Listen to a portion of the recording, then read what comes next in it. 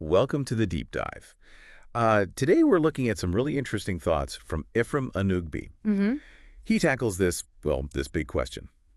How do we actually prepare for future opportunities? Yeah, it's something we all think about, right? Definitely. So we've got his insights, some actionable advice, really.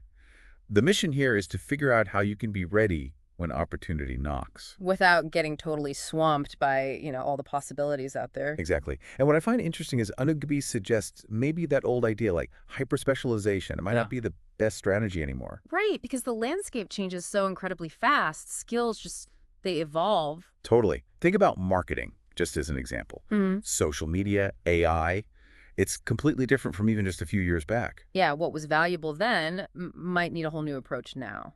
So this leads to his first point, preparing for versatility. hmm What does that actually look like in practice? Well, it really boils down to building skills that aren't tied to just one job or one industry. Adaptable strengths. Okay, like what? Things like problem solving, being able to look at a situation, figure it out, find a solution. That's always valuable. Always. Communication, too. Can you explain things clearly? Can you listen? Crucial. hmm And increasingly, data literacy.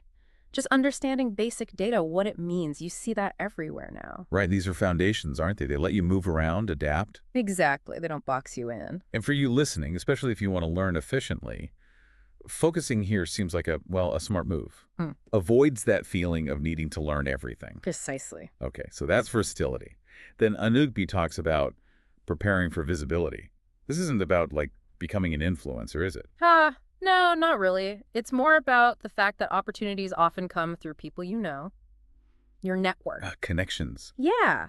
So visibility is about intentionally curating that network, making sure people know what you're about, what you can do. Genuinely, though. How do you do that, Jenny? By sharing what you're learning, maybe some insights you have, engaging with people in your field, doing it before you actually need something from them. Right, so it's proactive, Hmm. like building relationships, sharing ideas, Hmm. almost like planting seeds. That's a great way to put it. Planting seeds that might grow into opportunities later. I actually had that happen once, got a chance for a project just because I'd had coffee with someone months before. Just a casual chat. See? It works. It's about being present in your network. Okay, makes sense. Then there's the third one, preparing for the unknown. That sounds big, maybe a bit scary. It can sound that way, yeah. But how do you prepare for something you can't predict? Exactly. Unrigby's clear here. It's not about fortune telling. No crystal balls. Okay, good. It's more about cultivating curiosity, just staying generally aware of what's happening in your field, maybe even related fields. So keeping your eyes open, broadening your view a bit. Yes. Maybe learning some basic concepts outside your main job. It gives you context, helps you spot shifts happening. Interesting. And he also talks about being open to pivoting, right? hmm Being adaptable, not because you expect disaster, but just being ready to adjust course if needed, or if a new path looks promising. And his background, right, as an audit senior manager. That perspective on risk and planning, it kind of lends weight to this. Definitely. Someone used to looking ahead, identifying potential issues. Their advice on being proactive carries weight. Taking small steps now prevents panic later. Right.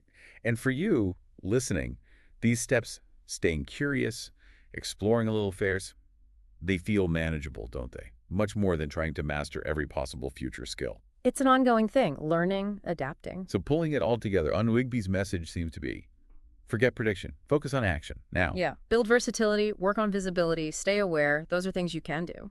And he leaves us with a question, which I think is great for you to ponder. What's your #1 focus right now? It's a good prompt for reflection, isn't it? Where are you putting your energy? And maybe a final thought to leave you with. Just consider picking one of these areas, versatility, visibility, or awareness. How could focusing a little energy there, maybe learning one transferable skill, reaching out to one new person, or reading up on one adjacent topic each week, how could that open doors you don't even see yet? Yeah, how could that boost your readiness for? Well, whatever comes next, something to think about.